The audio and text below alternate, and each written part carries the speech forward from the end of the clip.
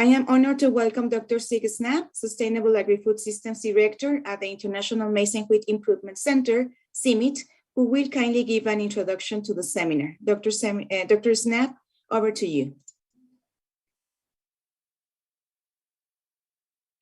Your micro is muted. Thank you so much. So, in fact, it's a great honor to be able to introduce Brendan Brown. So, he has really impressed me in the short time I've known him, since I just joined as program director here in January. And I was very fortunate to first meet him at this mechanization meeting. It was over 200 people talking about mechanization in Bangladesh. And I think he really lived up to his title in terms of innovation, science. He put up all these different posters that were kind of a rapid assessment from some surveys with questions around each poster. So it was like an immediate feedback approach to trying to understand, what do we know about mechanization, women's roles, different aspects along the whole value chain of mechanization. So that to me was kind of living in example in practice of innovation. So Dr. Brown has a PhD on participatory impact pathways for sustainable intensification in Eastern and Southern Africa, and indeed has worked in the area of SIMLESA, and which is kind of a famous group that tried to look at those pathways. He's gone on to work in the Middle East, Southeast Asia, so he's really a global citizen. Has published recently on such diverse topics as smallholder farmers and digital advisories, understanding decision processes in fee for hire services, and farm mechanization in Nepal, policy context, drivers and options. So in fact, he's tried to understand farmers' voices and this whole, what is adoption, and getting our arms around these really complex issues of innovation science. So he is moving on soon, but we'll, I hope and trust, continue to work with us, and we'll continue to learn with him. So I'm really excited that he's going to talk today about what is adoption. So over to you, Brendan Brown. Looking forward to this talk. Thank you very much for that introduction, Zeke. I'll just share again. Great, so hopefully my screen is up there. So as Zeke has indicated there, this is one of my great passions, and it's a really great opportunity to be able to speak to everybody today about what do we actually mean by adoption. And interesting from a CIMMYT perspective is that I'm actually going to draw on 5 different projects that I've worked on over the last decade or so. So from Africa with the SIMLESA program funded by ASIA, and 2 more ASIA-funded projects, SRFSI and Rupantar, which work in the Eastern Gangetic Plains, and also pulling on the projects CSISA in India and in Nepal, and CSISA MEA in Bangladesh. So trying to bring in a few different geographical contexts to this presentation as well, to keep everybody interested. So, as we said, what is adoption? Some questions that I'd like to pose now, and hopefully your answer at the end of this half hour or so will be quite different to what you might answer in your head now. So the first one is adoption binary? Is adoption a process, or is it an outcome? What is the best way to understand adoption? So I'm sure everybody has in their mind some answers there. So let's see if we can get to something a little bit different at the end. And the aim of what I want to do now is to frame out, or to provide some frameworks that I've applied in these projects to start to think about and push our understanding around what do we mean by adoption. Of course, the starting point here is how we generally understand adoption, and that is through binary adoption. What does that mean? So you have a simple question. Do you use this technology or practice? If you do, you're an adopter, and if you don't, you're a non-adopter. So this is tried and tested, and it's used because it's quite simple to use. It's quite easy to understand. Examples, you might say that 81% adopted and 19% didn't. So these are actual numbers, that these 81 and 19 that we drew from an analysis in the SIMLESA project around conservation agriculture. So what we said was 81% use and 19% don't use conservation agriculture. But what if we were to take our understanding to the next level and break apart use and non-use? So the first thing that we see is that while 81% of farmers used some aspect of conservation agriculture, in fact, nobody did the true definition or the FAO definition or the most fully functional way of doing conservation agriculture. And as you can see in that bottom right-hand corner, that's because conservation agriculture is an amalgamation of 3 different practices. And this presentation definitely isn't about conservation agriculture in itself, definitely about how we talk about adoption. But the first point is to think about when we talk about adoption and particularly technology adoption, what do we actually mean by that technology? But the point here about talking about adoption is that although we have this huge percentage adoption, it's not actually true adoption. Now, the other aspect is this non-use, 19%. So immediately our minds go to a point that says non-use means don't like. What we actually find is that's not generally the case. So the majority of non-use was simply a lack of information about conservation agriculture. The negative evaluation aspects of non-use were actually a very small component of that. So these are the sorts of things that we need to start to unpack when we talk about understanding and framing adoption, not just use and non-use, but the next level down from that. So the question then that we would pose when we talk about binary adoption is saying or reporting or writing somewhere in a document 81% adoption. Is that actually helpful to us understanding what's actually happening in communities, what's actually happening on farmers, on plots and farms and by farmers? So what then is adoption? Are there different types of adoption and non-adoption? Can we scratch deeper? Can we start to learn more? And that helps us, of course, in making our research more impactful. So here's where we started with our binary adoption and non-adoption. And this is something that was published in Agricultural Systems. What we can say is actually there is lots of different types of adoption and non-adoption.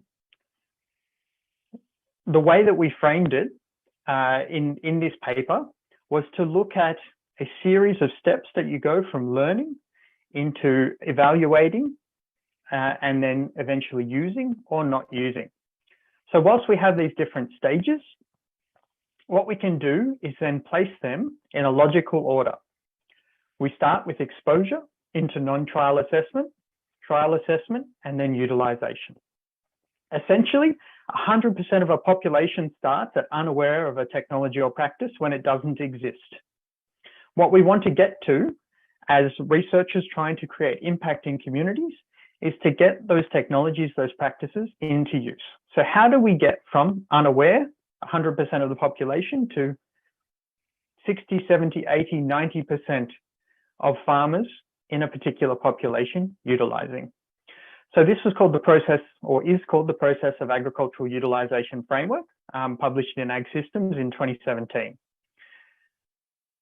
What we then did when I moved across to South Asia was to apply that in the sense of mechanization.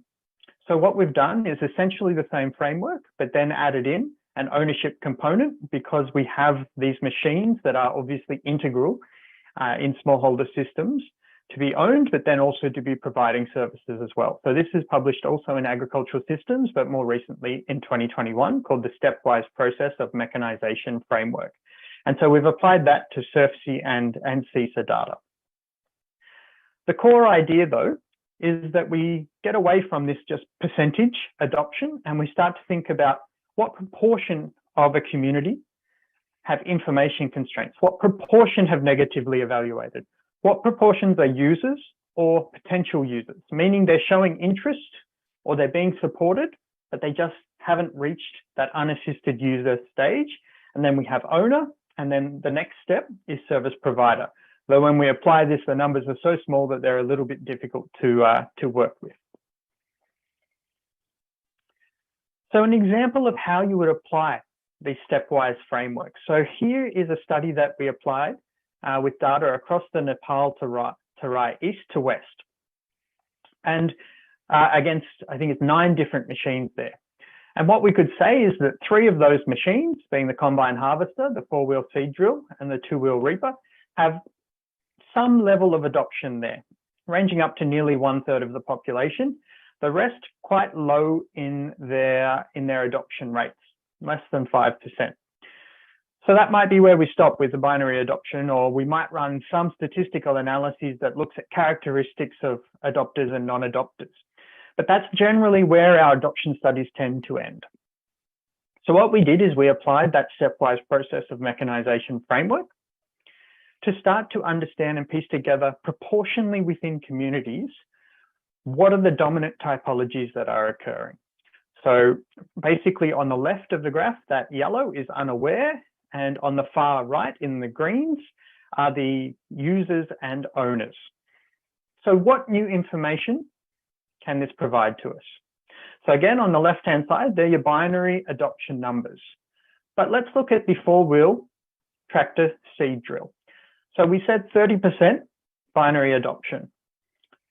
Obviously, what we're missing there is that actually nearly 45% of the population that was surveyed have used the 4-wheel tractor seed drill at some point. Interestingly, though, it breaks up into thirds. So 1/3 have already disadopted the use of the 4-wheel seed drill. Of the 30% then, half of that are currently supported to use that seed drill. So the actual adoption rate that we see there is more like 15 or 16%. So that's really important when we think about the story of what's occurring. How is adoption occurring in a community? What is the status of adoption? Trying to piece together some of the different components of adoption that start to tell a story. And again, fertilizer spreader, it's 3%. So there's not a whole lot of adoption there. But again, we see that supported use is the dominant typology when we talk about the different types of users or different types of adopters there. When we look at the 2-wheel tractor reaper, we start to get a bit of a different story here. So although binary adoption is 10% less across the population, we can see that actual use or actual adoption is actually higher than the 4-wheel tractor seed drill. A lot less subsidized use or supported use and a lot less negative evaluation. And actually we see some ownership there as well. And then if we look at the combine harvester, we can see actually that there's very low disadoption and very low supported use. So there's some different stories that start to emerge when we start to break apart the types of adoption that are occurring within communities. And if we were to go to the non-use side of things, obviously all of the yellow and the orange that you see there are suggesting information gaps. So it's not necessarily that farmers are saying that these aren't right for me. It's saying that they're not even aware enough to evaluate yet. So we've applied this also in Bangladesh as well to look at 24 different machines across a survey of about 1,000 farmers in 10 different districts. So again, we can start to see some difference. And obviously, when you look down this, we do see that different machines are at different stages of their adoption. Again, the key one to look here is that yellow, so unaware. So we do see that depending on the machine, and that obviously depends on how long they've been in communities and other factors that come in, who's been promoting. But there are some differing stories that can be told there. But overall, we do see that information, not surprisingly, is a key constraint to non-adoption. Another thing to consider when we look at comparing binary adoption rates to a more in-depth analysis is where particular technologies might not be relevant. So particularly if we look at the irrigation. So we do see that large proportions of populations don't have access to particular water sources. So if we look at that diesel centrifugal pump, the first one in the surface water irrigation, what we see is that of the, shall we say, eligible population, it might actually be about 80% adoption. Whereas if we were to take a binary look at that, it's about 20% adoption. So we have to be aware of these different subpopulations when we start to talk in more depth about adoption. And interestingly, if we were to go back to those Nepal results, we do see that there's a tendency to be supported or assisted adoption. When we did the same questions in Bangladesh, we saw that assisted adoption was much, much lower. So even between two countries that by border are less than 25 kilometers apart at one point, very different adoption contexts that are occurring. So these are the sorts of stories that we have to unpack a little bit more when we talk about adoption. Now, this is a new form of analysis that we're trying here through SRFSI and through CSISA MEA, and that's a pathway analysis. So having a look at how did particular farmers get to their end typology? Were they supported along the way? Did they stop along the way? So again, on the very left, everybody starts at completely unaware, and then they progress along this chain until they get to some form of use. So what we have here is the two-wheel power tiller. A few things to look at. So this is in Bangladesh. So we said there wasn't a lot of assisted use. This is actually ever assisted. So what we see is that 99% of farmers who have ever used the two-wheel power tiller never received any support in order to enable that use. We also see quite substantial ownership in a smallholder situation. So 15% of the whole population surveyed owned a two-wheel power tiller. Now let's compare that to some results from Cooch Behar in West Bengal in India, and this is for the four-wheel multi-crop planter. This is important because we often cite Cooch Behar or cite North Bengal as an emerging space of conservation agriculture in the Eastern Gangetic Plains. And what's really different here is that about 60% of those that had ever used the four-wheel multi-crop planter had done so through receiving some financial or in-kind support to do so. So a very, very different context when we talk about adoption rates. However, when we look at once they were supported to if they're still supported or if they still use, and do they do so without support, i.e. graduation from support to full use, it's really, really low. The result there is 3%. So 3% of those who were ever supported to use the four-wheel multi-crop planter in Cooch Behar have actually gone on to use it without support. And that raises big questions about the sustained adoption of different technologies, and in this case of the four-wheel multi-crop planter. So being able to trace that pathway from you received support to you went on and did it by yourself without us is huge in understanding the context of adoption. Here's two more results. So on the left, we have the four-wheel rotavator, and on the right, we have the diesel centrifugal pump for groundwater. And the reason I share these two is because they've got about the same binary adoption rate. So 53% for the four-wheel rotavator and 61% for the diesel centrifugal pump. But just looking at them visually, we can see that they are very different adoption contexts. So the first one is you'll see that ownership is very substantial for the diesel centrifugal pump in terms of smallholder situations. So ownership at 32%, less than 1% for the four-wheel rotavator. So already we have to start to think about what are the implications on service provision, service recipients, for example. The second one is that we have 16% of the population that simply don't have access to groundwater. So we've got to factor that into what this means for the adoption context. So that binary adoption rate for the diesel centrifugal pump is already artificially low if we consider that 16% of the population never even considered using it because they didn't have groundwater access.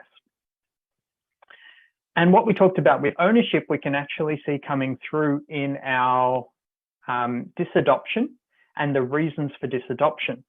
So in the case of the centrifugal pump, 13% inhibition rate. So people who stop using the diesel centrifugal pump tend to do so because they want to.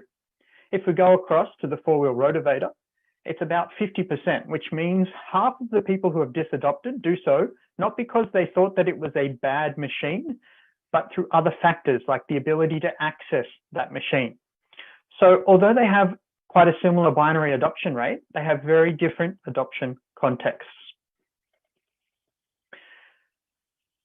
So we just talked about how there's the temporal aspects to adoption as well. So it's all well and good here on the left to look at the adoption across the Eastern Gangetic Plains of the rotavator. So a ubiquitous machine that exists and has been really well adopted in a lot of places across South Asia. But what we can also do is start to think in a temporal way. First, awareness occurs, then adoption occurs, and ultimately you would expect that it will be superseded by something better eventually. So we can develop these curves that come to start to try and look at what was the process that occurred over time here. So it's something that can be really powerful, which we'll see in the next slide. So what we have here is the awareness, ever adoption, and current use curves for the mechanical rice transplanter. Some of the things that we can start to unpack when we create these curves. We can see that around 2013, 2014, 2015, awareness rates were all pretty similar across the Eastern Gangetic Plains, across these 6 surveyed geographies. Moving on from 2015, we start to see this divergence in awareness that comes. So there's really interesting questions that we ask around why is it that in Cooch Behar, we got to an awareness rate of nearly 60%, when in Bangladesh, in the 2 sites in Bangladesh, we only got to about 25%. Start to unpack, what was it? What were the initiatives that were run in India, in West Bengal in particular, that created that awareness difference compared to, in the same time period, Bangladesh? There's also a question there on why are we seeing awareness plateau at these rates? So that could be potentially related to COVID. It could be potentially related to the projects that were running or weren't able to run at that period of time. We also can start to see some disadoption that's coming in there in the later years, more recent years. The same thing with the combine harvester. We can see that awareness rates really differ despite in 2007 all being the same. But what I wanted to pick out here particularly is Rangpur. You can see there 80% awareness, but when we look down at the adoption rate, it's really peaked at about 20%. So we need to start to unpack these sorts of things, and we can use these adoption curves, these awareness curves, in order to understand that. And of course, we can use these to start to think about technological substitution. So if we actually look here at the 2-wheel power tiller around the late 2000s, we start to see in some communities some markable disadoption. At the same time, in the same time period, we start to see this really steep uptake in the 4-wheel rotavator.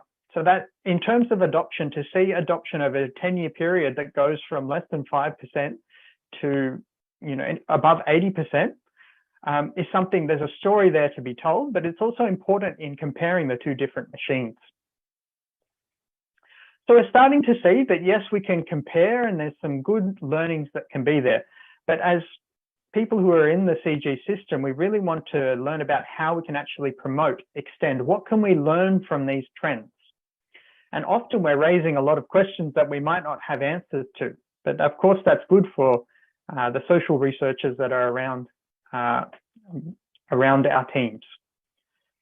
So that means that we really need to think more about the process. So we've talked a lot, we tend to talk a lot about adoption.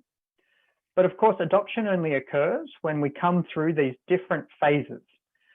We've got to be aware, we've got to learn, we've got to assess and test, we're going to use, and then if we like it, we might have some sustained adoption. The work that is really powerful to me is when we look at each of these as a process and start to unpack, what does that mean for us? What can we actually do here in order to catalyze change? Of course, what we want is we want speed to peak adoption, and we want a high level of peak adoption. So how do we actually achieve that? So the answer that I've been working on, or the structure that I've been working on for about a decade now, is structured qualitative research.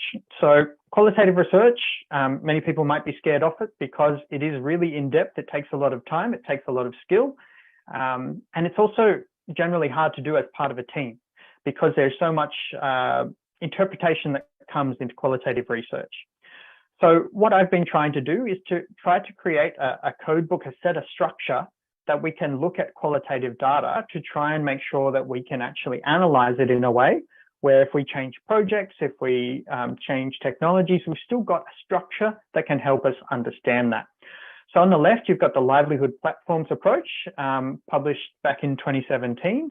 On the right, we have the decision-making dartboard, which essentially is a 2D version. So it's a top view of the livelihood platform approach.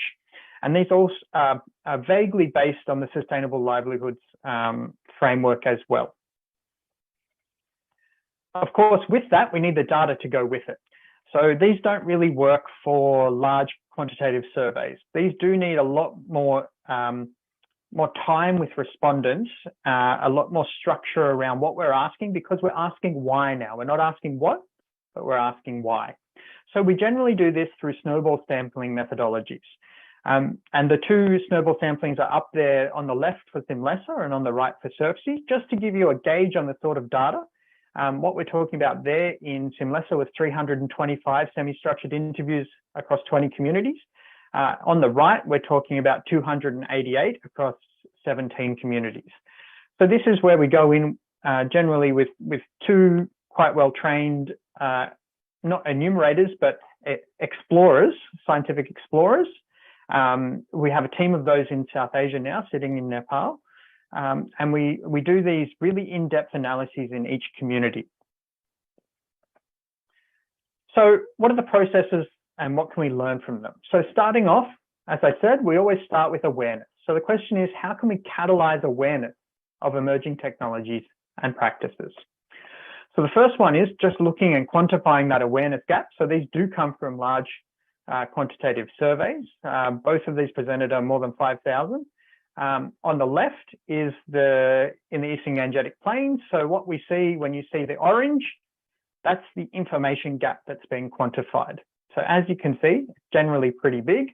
What we've got there under the 5 locations there is in India, where we tend to say we've had the greatest uptake in West Bengal. You can see that it does vary between communities as well. So something to explore there. Why are certain communities only having an awareness gap of 15% when others are up above 90%? Same on the right side. So that's across the SIMLESA core countries, where except for Mozambique being an outlier there, we do see these substantial gaps. So we know, obviously, that these gaps exist. When we look at actually mapping awareness in a community, again, we can see these years where quite rapidly awareness is increasing, but at different rates for different technologies. So there's questions there. Why is that? The same.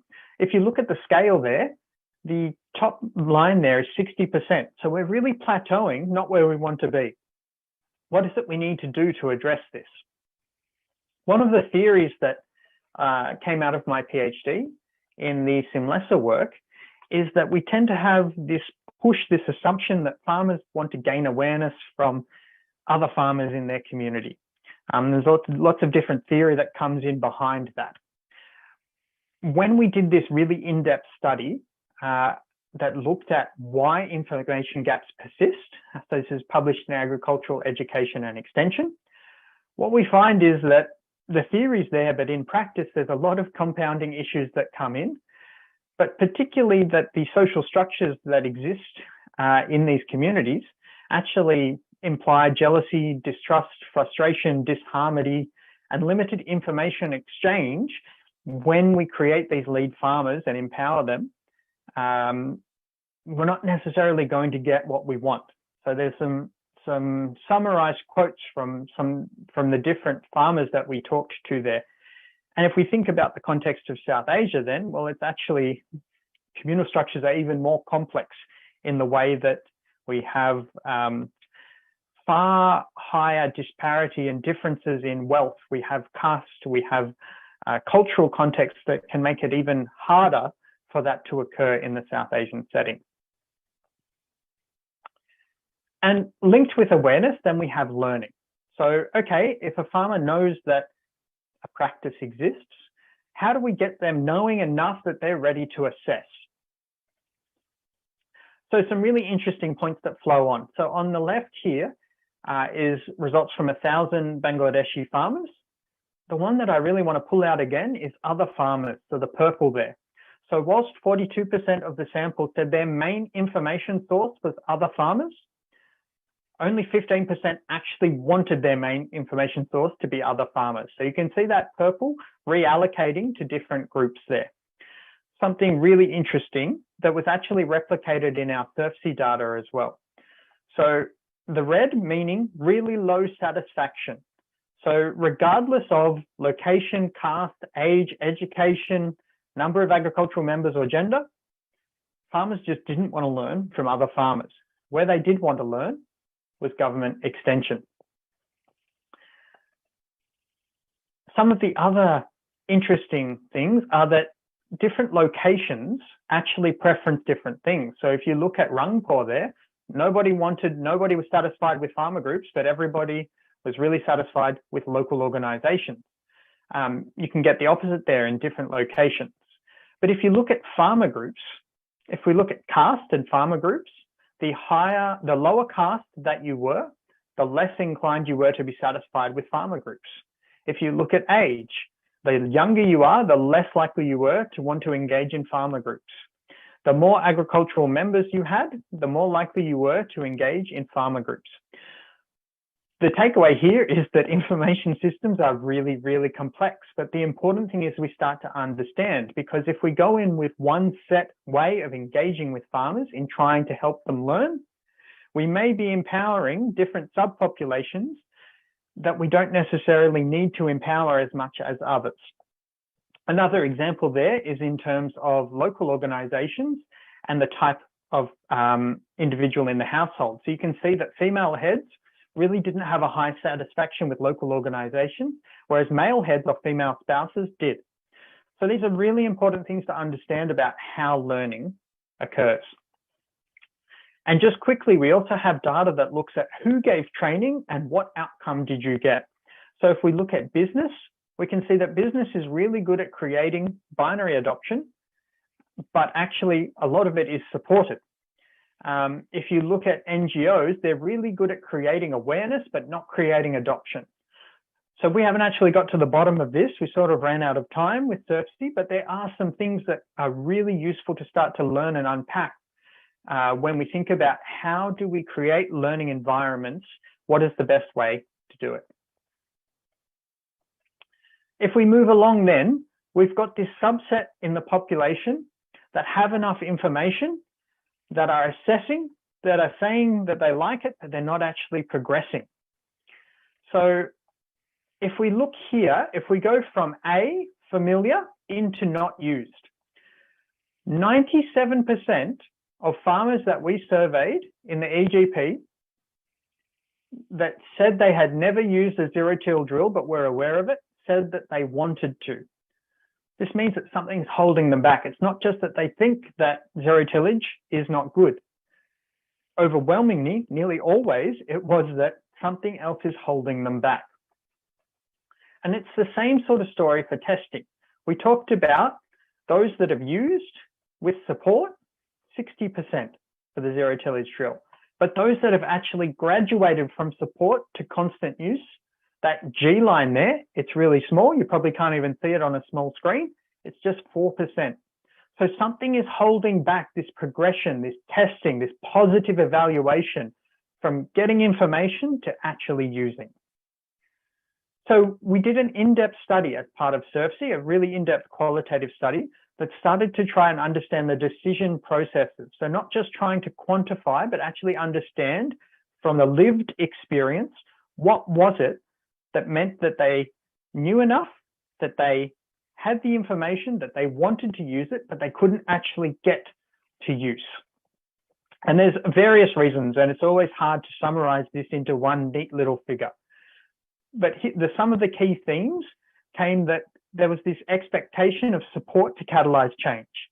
And I think it's really important that that's not categorized as you're lazy, or, you know, you just want money, you just want fertilizer, you just want seed.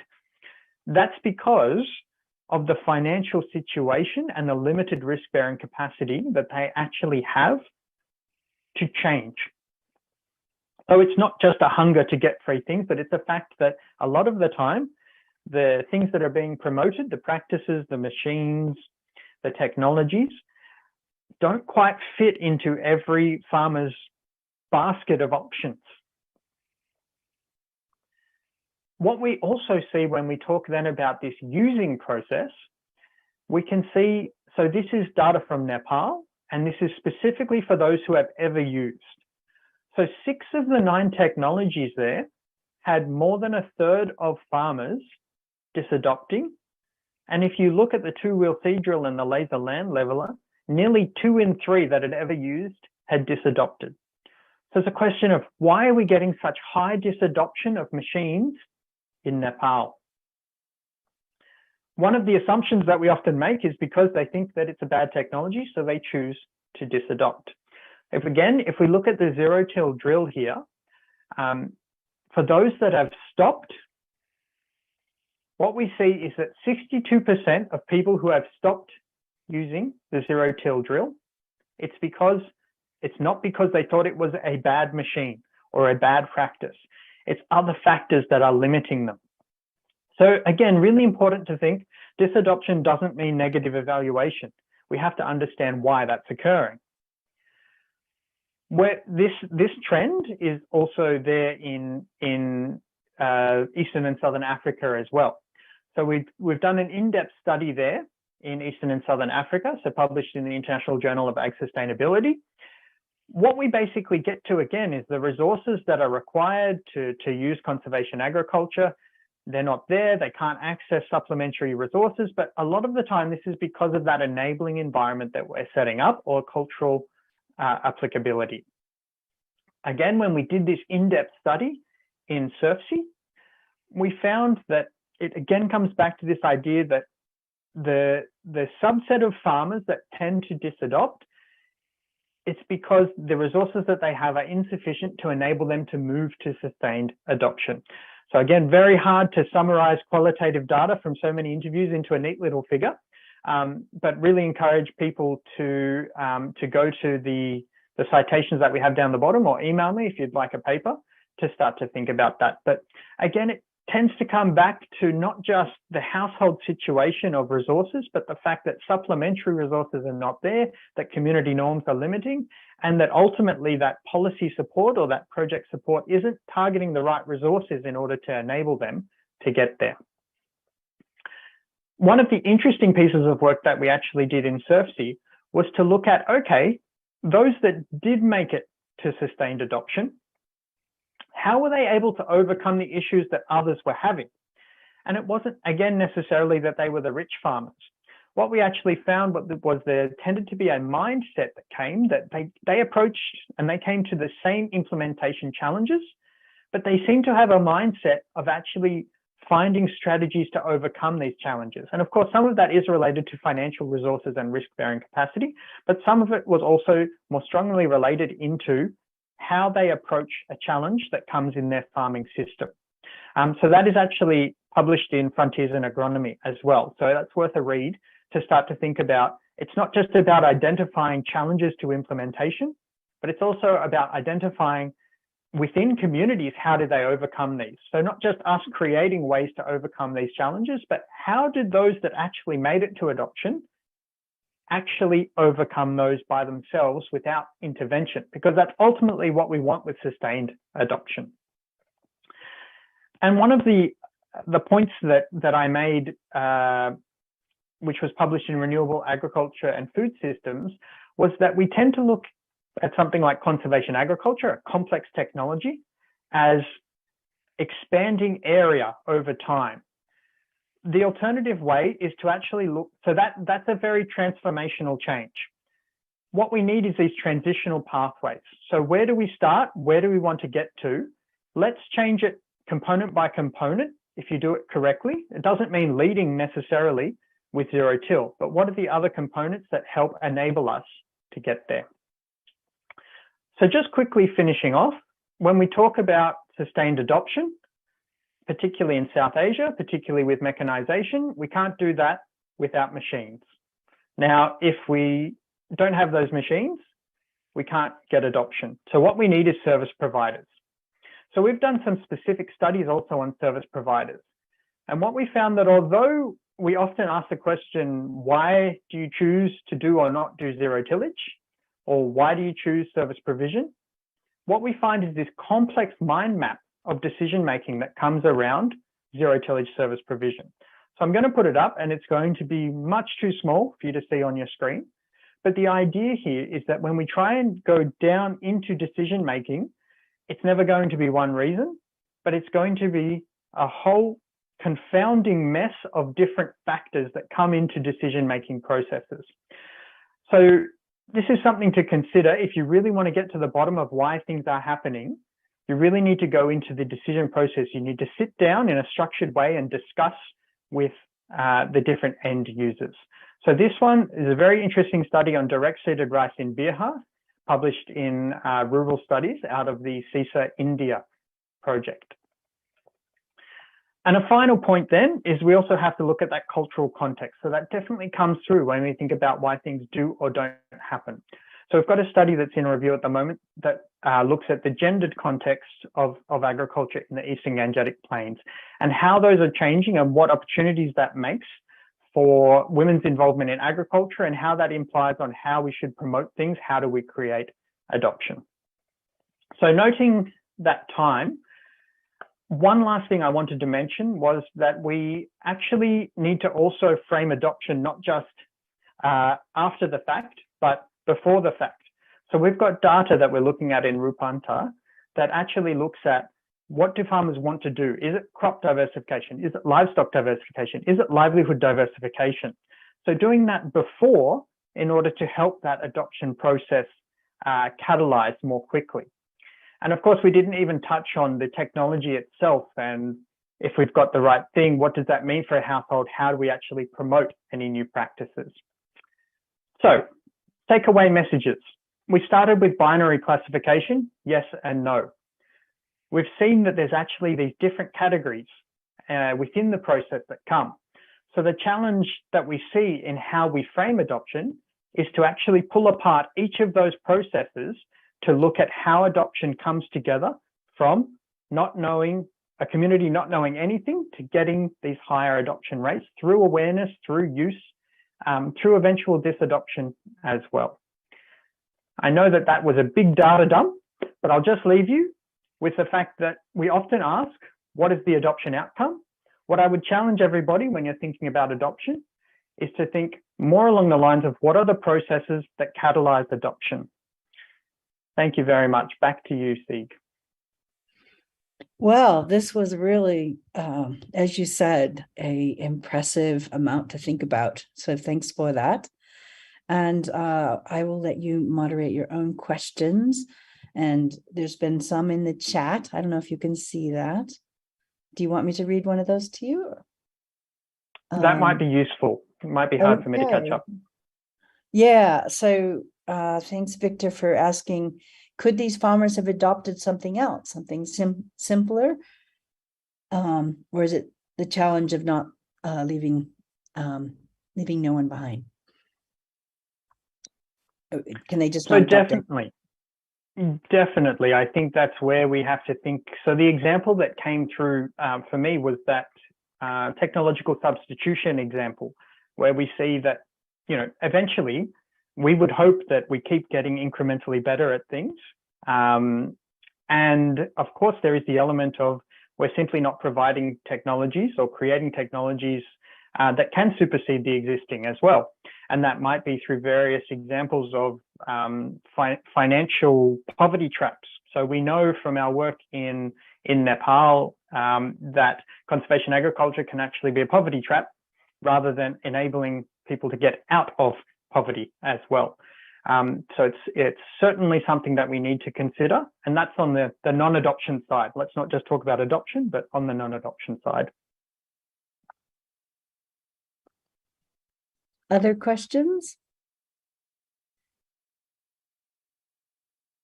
I mean, to me, like I'm sure all of us was so intrigued by all the different aspects of adoption and disadoption. And I think that I would like to hear you at some point talk a little bit more about how you think that you started to get into this, how we can catalyze adoption, particularly using this multifaceted understanding of the process. Yeah, I think it's a really interesting concept, and I can see just looking through that Victor is sort of asking a similar thing there around, how many of us are actually framing research in this way. I've probably seen, well, one of the reasons I joined the CG was because there was an opportunity for me to work alongside the physical scientists in order to look at how change occurs. And there is this growing sense you can see in, the development of scaling scan, the development of adopt, these other tools that come along. I'm sure there'll be more that come together as one CG forms and we all start to share more ideas. For me, it still comes back to the fact that we still tend to really focus on that binary adoption. What was your adoption rate? Oh, 35% adoption in this area of Kuch Bihar. Well, we don't start to think about, but how was awareness generated? How was familiarity generated? What support mechanisms were in place? And I think that's something that maybe as a cohort, we're still trying to grasp around. So that's why these structured stepwise processes can be a way that we do start to frame that. And I guess I'm also thinking about some of our more econometric scientists as well, where we do like to really look at the characteristics of adopters or non-adopters, whereas maybe we need to look at the characteristics of those that are aware and those that are not, those that are familiar and those that are not, and work our way through this structure to try and garner a little bit more information there. So I can see that Rachel and then Ava have their hands up. Why don't you go ahead, Rachel, and ask your question? Sure, I'll chime in. I was listening on my phone and starting to type in the chat and realized it would be way easier just to ask a question. Brendan, this is so interesting. I think you and I chatted a little bit last year, but it's clear we should get in touch and talk more. I wanted to ask a sort of methodological question, I guess. I really feel you on the resistance that you can encounter to getting away from the binary sorts of variables. I mean, I think we're dealing with some of this on the gender side. I think we need to start pushing back against some of the gender disaggregated data emphasis in some ways. And I'm curious to hear your experiences introducing some of these really ideas that introduce a lot of complexity, which is not always appreciated by partners and projects at times. And in particular, thinking about how you've built this sort of structured qualitative approach, I see that as a really interesting way to, take the advantages of qualitative research, but make them applicable, more generalizable, maybe more appreciated at the project level. So that's maybe a request for some comment on those experiences of yours, rather than a direct question. Definitely, and that's where it is so simple to say 81%, isn't it? Rather than give a 30-minute presentation discussing the complexities around why 81% is not an answer. It is a really tough one because, I mean, particularly, and it's not meant as a denigrating statement, but we are working with local partners where simplicity is often an easier approach to take than trying to undertake very complex frameworks, very complex thinking that comes in. We're also talking to farmers where they're not even thinking in terms of that sort of adoption as well. So it can be really difficult. What I did, in 4 years in South Asia, was try and talk to every project I could about it and see if they had any interest in funding, certain elements. So that the study on service provision was with CSISA in India, where I had 5% of my time over a year. So it was just gently chipping away at something until I was actually able to get there, present something, and And I think that was quite well received within CSISA India, and they're starting to think in their next project around how they could do a little bit more work around that. Yes, I think unfortunately it's the answer is being overloaded and working on too many projects to try and start to get the message across before before trying to build something more. The other thing that I would mention is one of the things I'm quite proud of from being in South Asia for the last 4 years was building a team of local researchers there in the Nepal office, where we actually, and it's really rare, and I'm sure you'd know, Rachel, as well, that communal coding of qualitative data is really, really difficult. But what we actually did over that COVID period was we actually did communal coding exercises to the point where we actually had 5 different people that worked on coding of our data and still bringing it together as one, but in a unified structure. So it's something to think about if we do want to expand this sort of work within programs within CG, the qualitative aspects, is around actually investing the time in researchers, and not just IRS, but LRS as well, in order to actually analyze the data. Because when you're collecting 300 interviews, that's a year and a half's work for an individual. How do you actually bring that together? So it's also about the institutional support for that work as well. Super, thanks. Great. That's a really good point about the investments needed and coaching and mentoring. I've met your team. All right, so Ava and then Victor, yeah. And maybe Leonard to finish us off. Well, first, thank you very much for the presentation. I thought it was very interesting, and you did a very thorough analysis throughout the different parts of the adoption process. My question was, you divided the farmers between familiar, the people who are familiar use, never assisted, constant use, constant user. And my question is, thinking also of the scaling scan, and the scaling ingredients, did you see that if there were like enabling conditions and limited factors for each of these groups? No, like if the people who are familiar, it was mainly knowledge, no? And the people who were used, it was mainly finance, or something like this, to also think of the different groups and what are the different necessities amongst those. Thank you.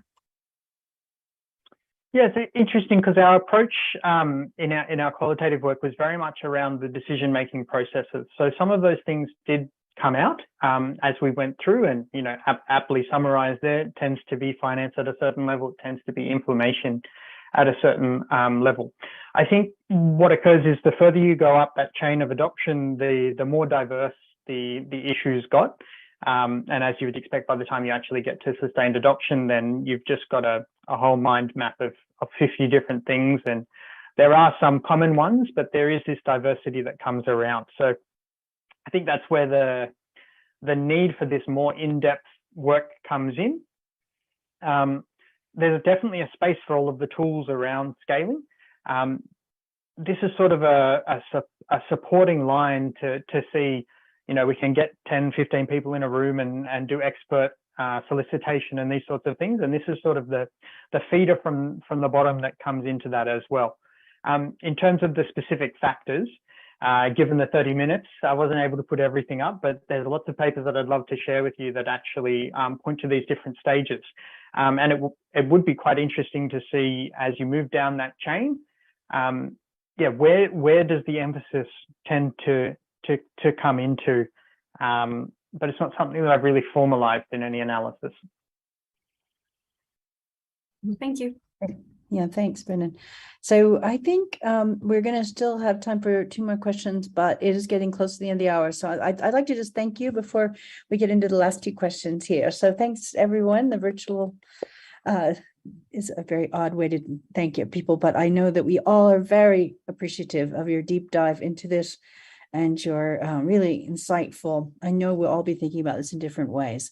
I was actually just encouraged to see adoption and think about it that way, rather than always this feeling like, is there ever any adoption? So just to say how much I appreciated this. All right, so Victor, take it away. What's your question? Hey, hi, Sig. Hi, Brendan. Oh, sorry, you can't see me. Never mind, not missing much. 3 points. Brendan, is there a connection at all, a beneficial one, between the Genovate qualitative research methodology, the people we trained for that? You just described, time, effort involved, blah, blah, blah. The local researchers one would need to have. So that's the question. You don't have to answer it, but maybe take it with you. And second, SIG, I really think it's time that the senior management team of CIMMYT finally commit resources to this kind of research and really make an effort to fundraise for it. I know you're new on the job, but this is not new. We have had these questions again and again. And when I see my pathetic little efforts at getting all the documentation of the adoption dynamics and scaling approach papers for phase 2 of the CRPs, and how difficult it is to get any scientist to spend some time on this, we've got to change motivations here. So that's my message to you. I hope that we can move forward on this, and I'll try to be as helpful as possible. And last but not least, on Rachel's point, and Brandon, maybe you can also respond to this or think about it, the translation of the complexity of your research, I think it can nonetheless still be translated into reasonably manageable game rules of interaction with partners in projects. These people are not stupid. They also know that you have motivations for and against. You can also get them to talk about cultural issues. So it's just a matter of making the space and maybe using different kinds of intervention mechanisms? ? Thank you so much. Really enjoyed this.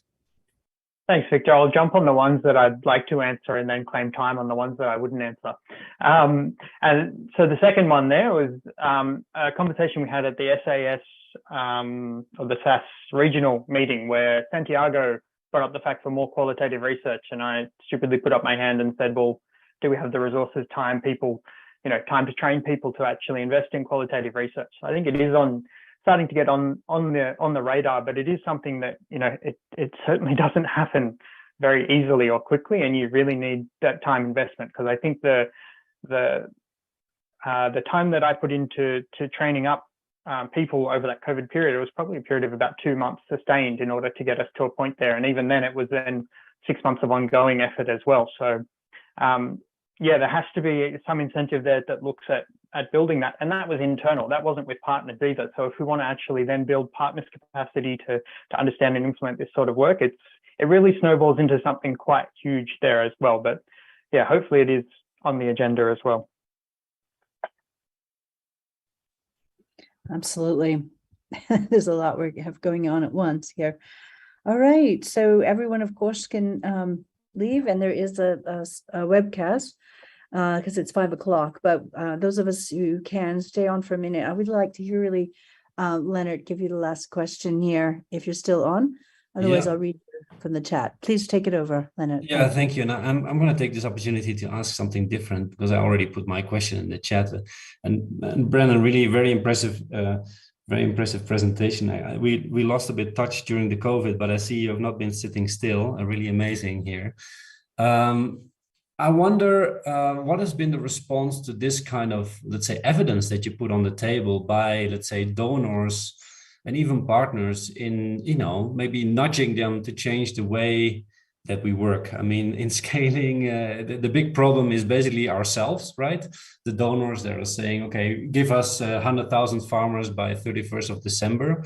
And then you race towards that number and you lose all meaning and value in that, right? Now you show very clearly that it's much more nuanced than that. What has been the response from an ACIR, a USAID, all those big donors that have been involved in the SRFSI and CISA? Yeah, great question. Thanks, Leonard.